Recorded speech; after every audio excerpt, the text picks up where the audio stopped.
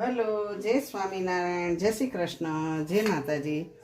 આજે છે રાધા અષ્ટમી, એટલે અમે બધાએ રાધા અષ્ટમી રહ્યા છે એ ત્રણેય, એટલે બનાવી સાબુદાણાની ખીચડી.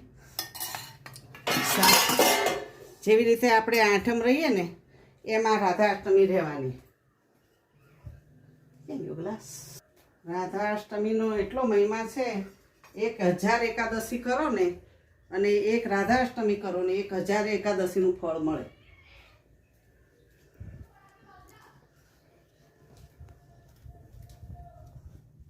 એટલે આજે કોણે કોણે રાધા અષ્ટમી કરી છે કમેન્ટમાં કહેજો. જમો મહારાજ.